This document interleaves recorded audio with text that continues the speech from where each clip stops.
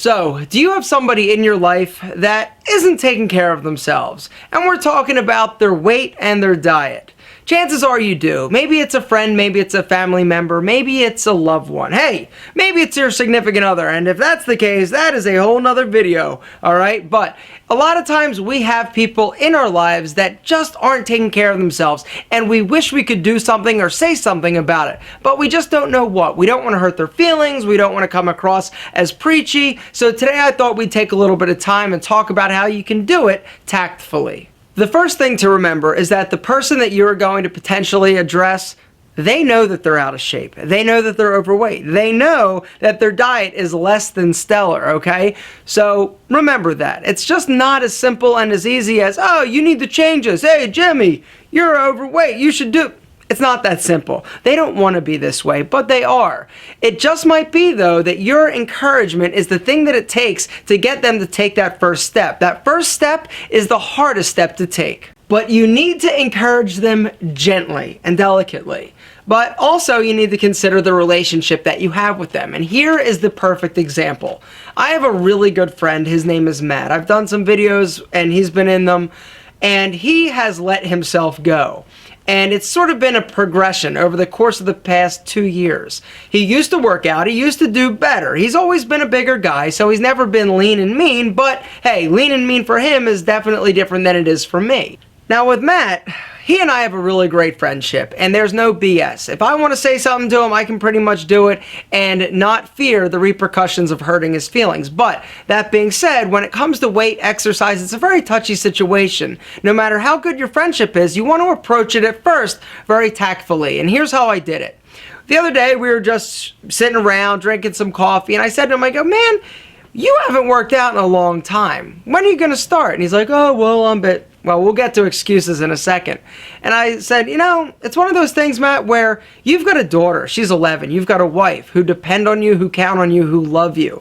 If you can't get motivated for you, you need to do it for them because they need you here and they need you to be healthy. And so I thought, okay, this is a good start. He seemed to process it, like, yeah, you're right. Well, 2 weeks later, nothing has changed. So then I decided to take it a little further and up the ante. I said, hey, you know what's worse than dying of a massive heart attack? And he said, what? I said, being incapacitated and half a vegetable because you had a massive stroke. If you don't do something soon, it's gonna happen.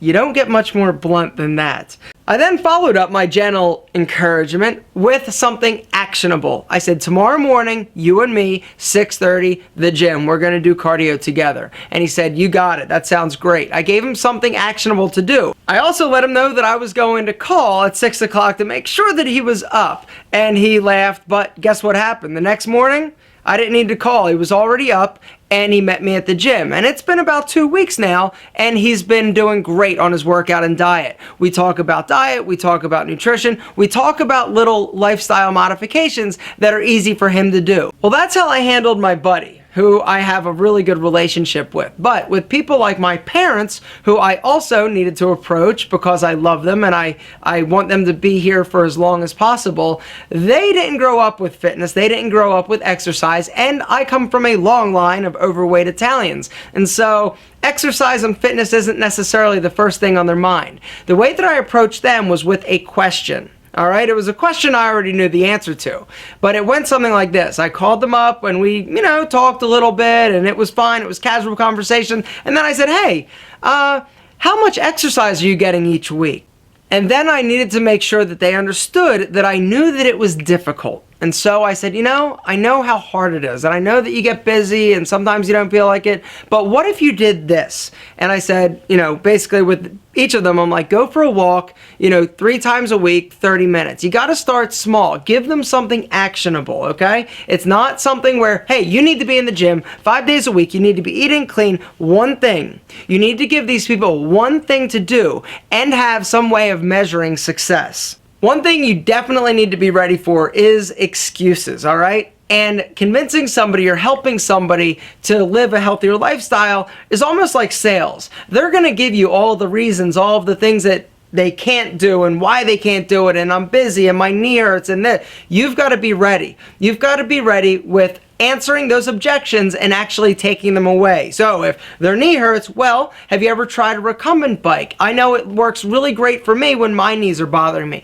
You need to be ready, all right? But here's the deal. You're not allowed to say anything to anybody if you're not willing and able to help them. If you're not going to offer solutions, if you're not going to give them ideas, or you're not going to help hold them accountable and encourage and love them. Gentlemen, that's really what it comes down to, is showing them how much you care. And through this love, you are hopefully going to be able to take their hand and help them along the way. It's not going to be easy, but you need to stay persistent if you love that person. I know that you do, or you wouldn't be concerned about it. So gentlemen, it's not easy. You got to figure out a way. And if you don't know how to approach it, shoot me an email and I can definitely help you out. Because owning a fitness center, I dealt with this kind of stuff day in and day out. But it's for your own good. It's for their own good. And I know that they're going to thank you in the long run.